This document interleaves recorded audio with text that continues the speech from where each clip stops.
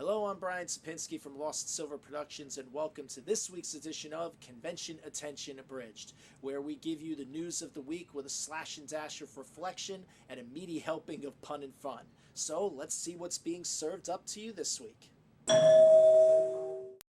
We'll start this week with some new anime going on your TV very soon, or perhaps on your collection shelves as well, either now or in the near future. And a special thanks to Greg Wicco and Angelo D'Argenio for some of the suggestions that they offer here. This week, Funimation began the English stream of the video game Puzzle & Dragons X, featuring Josh Grell, Tia Ballard, and Alexis Tipton. And it's announced that Clifford Chapin and Chuck Huber will be among the casts for the new anime Servamp, which began its Japanese run. The dub will premiere at an undisclosed date. Meanwhile, over at Sentai Filmworks, they've announced a dub cast for a DVD Blu-ray release of Trigger's anime When Supernatural Battles Became Commonplace, featuring Terry Doty and Blake Shepard. The videos will hit shelves August 30th. If you're a fan of anyone that I mentioned here or anyone else involved in these series, and I know you're out there, go check out their newest work. The newest anime, however, that many are probably keeping their eyes on is Mob Psycho 100, which debuted last week and is now streaming on Crunchyroll. As the newest series from One, the man responsible for this year's hottest anime, One Punch Man, we'll see if he can strike gold again. But overall, though, let's see. We've got Candy Crush meets Dragon Quest meets anime. We've got vampires as pets representing the Seven Deadly Sins. We've got the Justice League Book Club.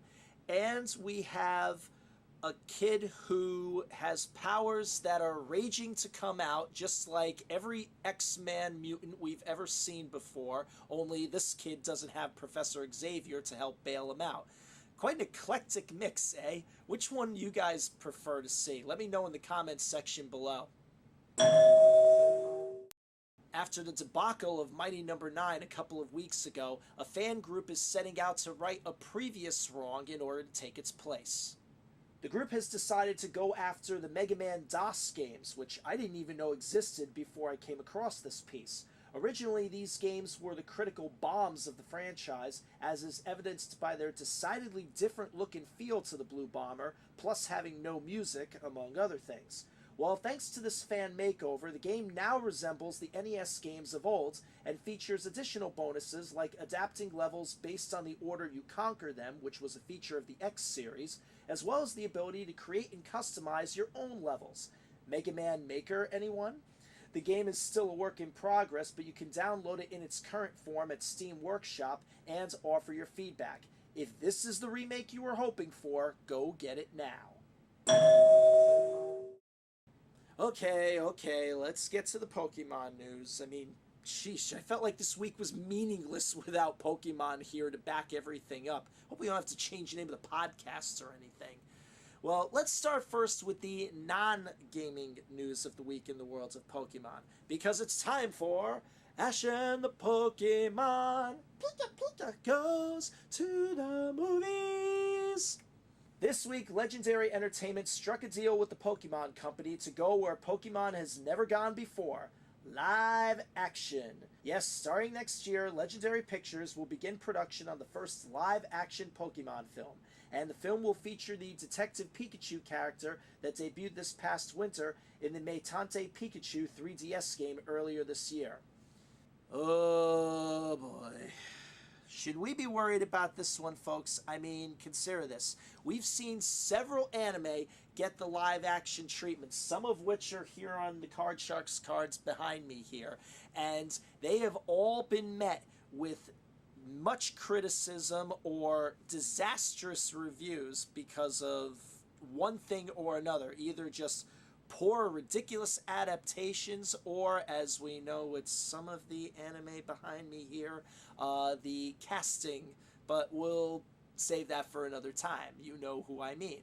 But hey, it feels like right now Pokemon can do absolutely no wrong. You're considering that Nintendo's stock value is actually put them as a company at a bigger net worth than even Sony is right now. So who knows? Could this be the live action movie that finally bucks the trend? Let me know what you think. All I know is, given how much Brianna is, my daughter is a Pokemon fan, we'll definitely be in the theaters. So, anybody want to come with me? Switching now to Pokemon Go, in case you haven't already heard, you can influence the way your Eevee evolves by temporarily naming it Sparky, Rainer, or Pyro. Please tell me you know which is which. And to those of you playing through your Google account who were nervous about early news reports that the servers were taking all of your personal information, Niantic Labs has released an update which makes sure to specifically ask item for item what you wanted to know. So, good news on that. But now that's the simple Pokemon Go news this week. Now let's get to the really wacky stuff, as Pokemon Go now enters the political arena? Last week at a rally in Annandale, Virginia, Democratic presidential nominee Hillary Clinton called out to businesses and colleges to increase jobs by offering more apprenticeships for youths entering the job market.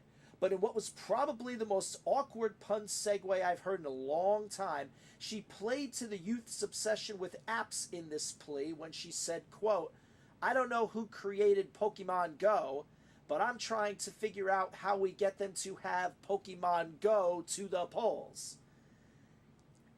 Yeah.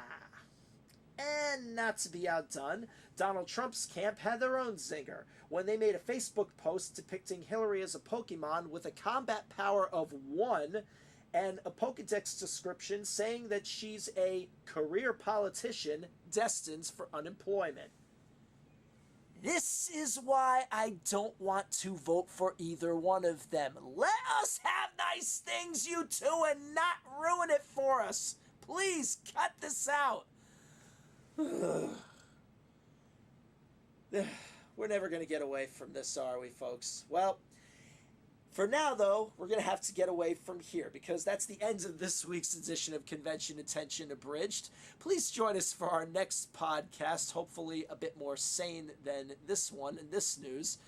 We'll be doing it on a special night on Wednesday, August 10th at 8 p.m., and we want as many of you that are going to Otakon to join us as possible because this is going to be a chance for you to share with me and the universe your stories of your past memories of Otakon before it makes its historic move from Baltimore to Washington, D.C. So tell us your best and your worst memories from Otakon's Baltimore history.